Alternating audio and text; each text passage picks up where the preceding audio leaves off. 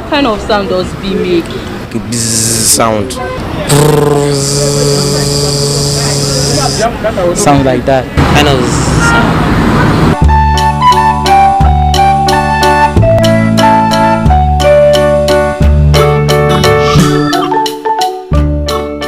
I'm sure now you hear what our friends think about bees and honeys. Well, Ruth, what do you think about honey? Well, what I know from honey is that it's gotten from bees. It's very delicious and sweet. You can use it for your tea, and honeycombs are also nice. What about you? I see honey as a natural sweetener which can be. Now, going on a quick feature about bees to gain more knowledge on what they do and how their lifespan is. So, come with us.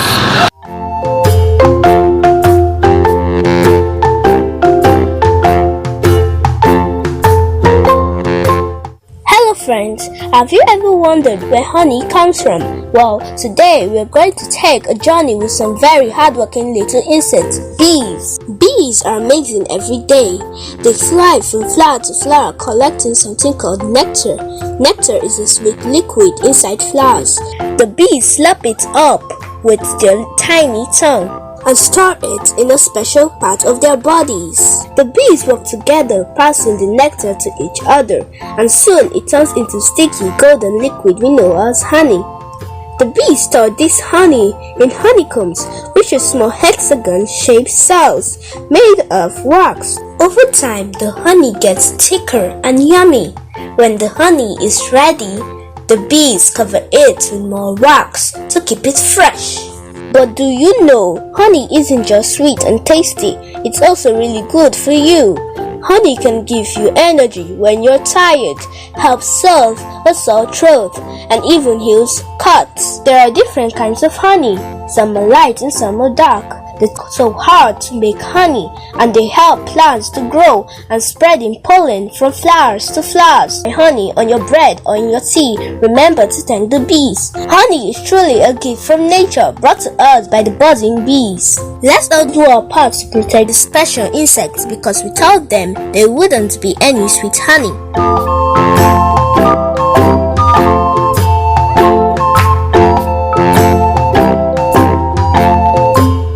Well, I'm sure now you have more knowledge on what bees are used for, their lifespan, and everything about them. Well, now we're going to go on a quick break, and when we're back, we're going to have an interview with a beekeeper. Stay tuned.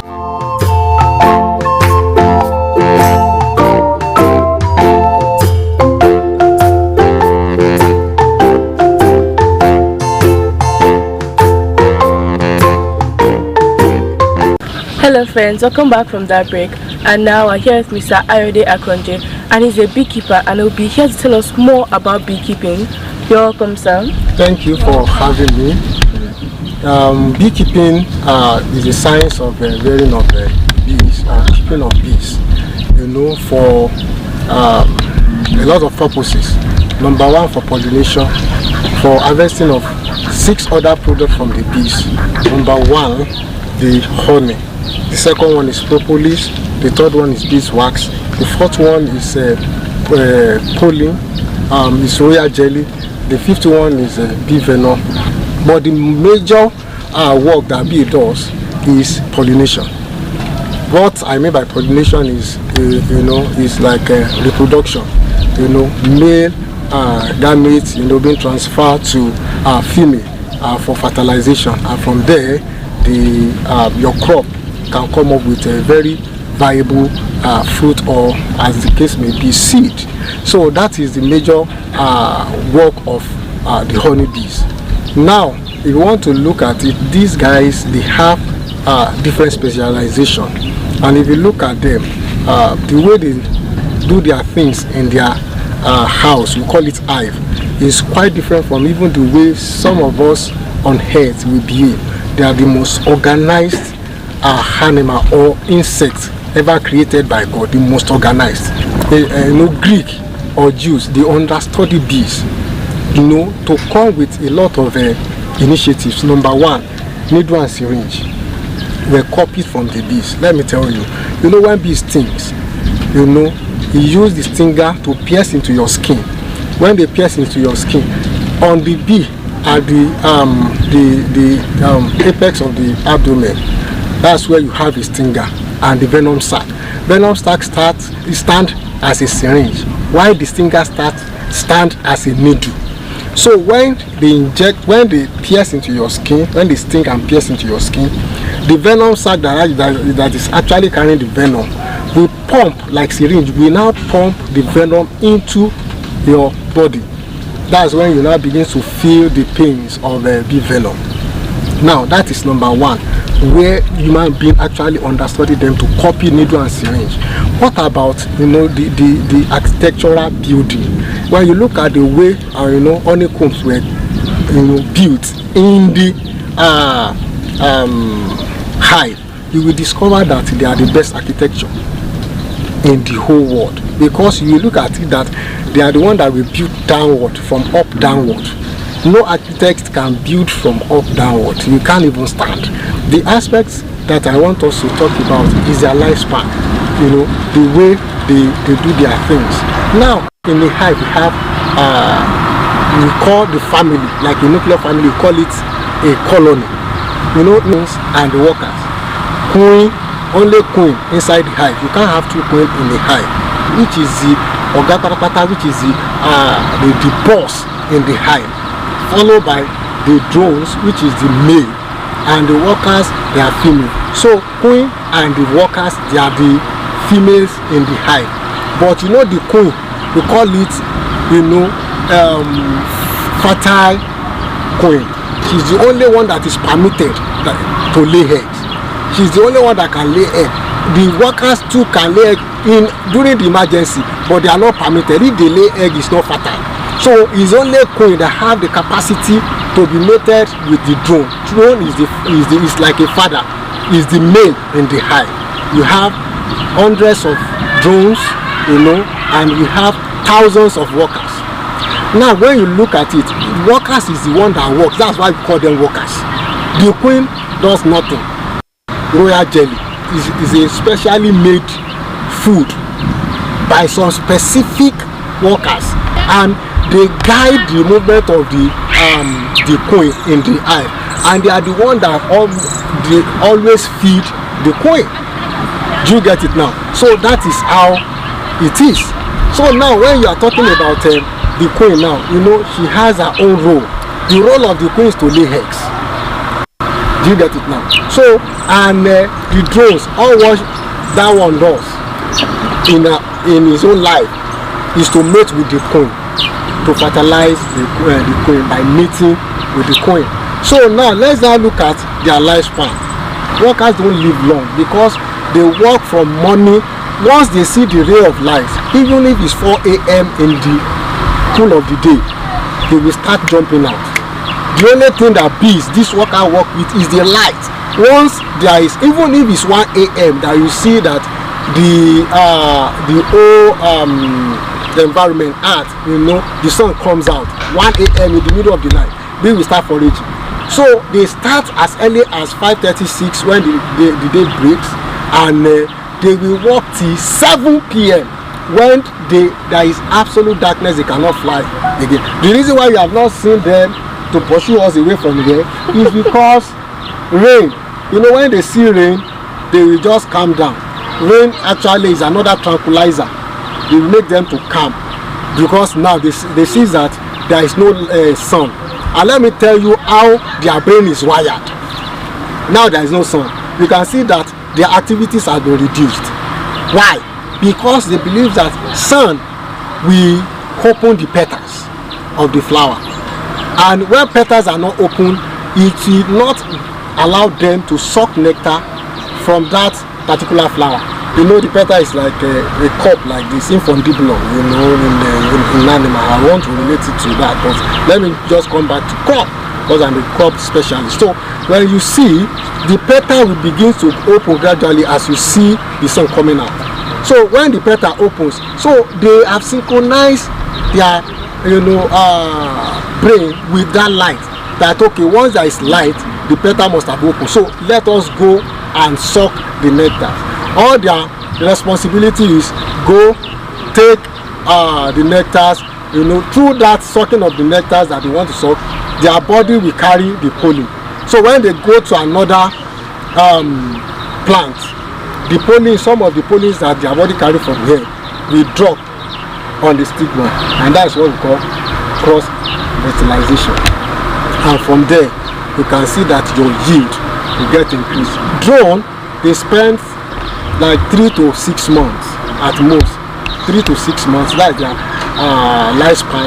But queen can live up to 5 years. You understand me?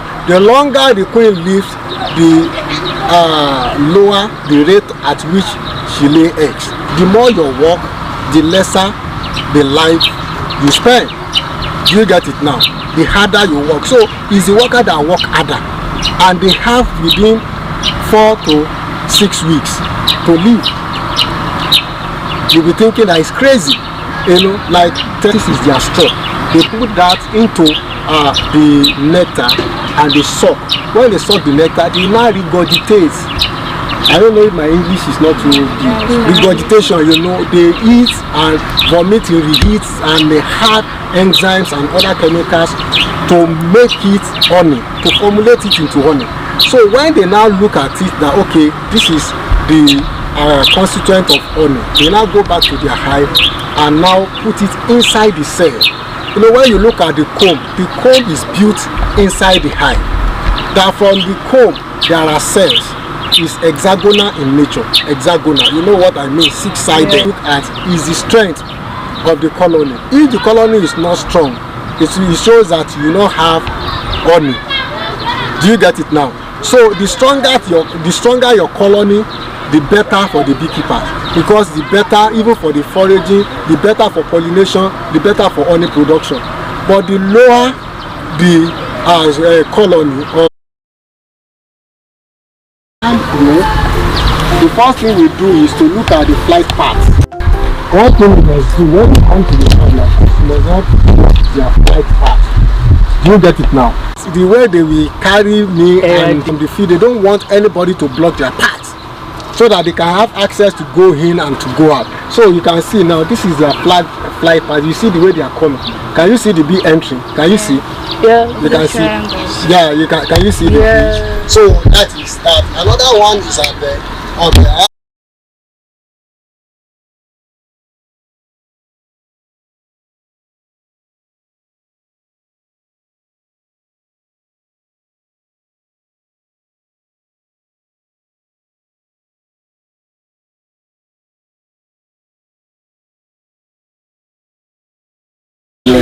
I will always be available whenever you find. I believe that.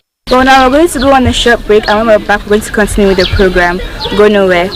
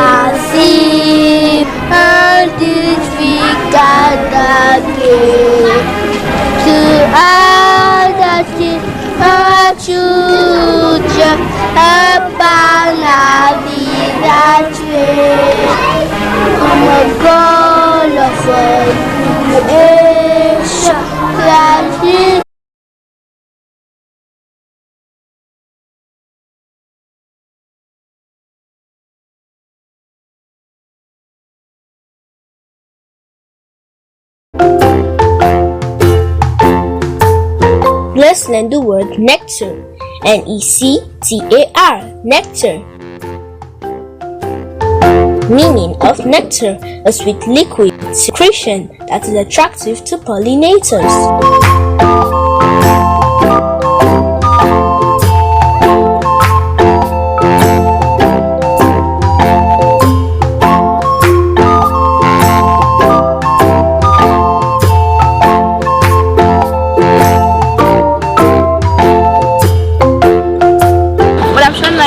about the word nectar and know what sentence can use it in. Well, after our goodbyes now, we had an amazing time on the program. Yes, we are.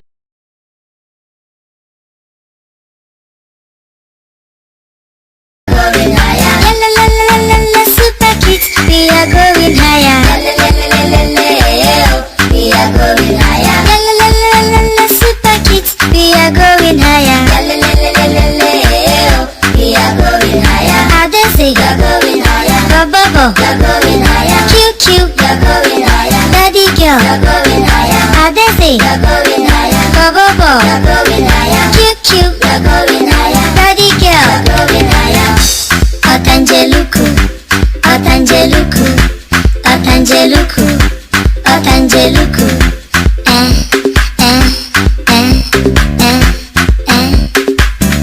Woo! Awara hegue, awara hegue, awara hegue, ge, awara hegue, awara hegue, awara hegue, awara hegue, ge.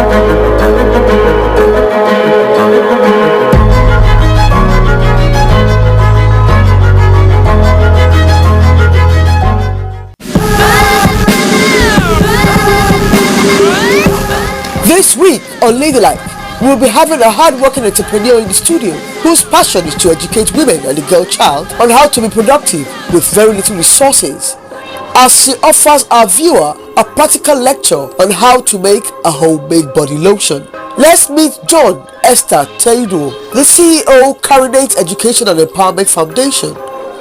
When I had my last daughter, I have so many challenges. So while in the hospital, I was like, God, if you don't have anything that you want to do with me, just take my life. Wow. But if you know you have something that you want me to impart in this life, I want you to use me and show me now. There in the hospital, we take care of the less privileged children that cannot afford to go to school.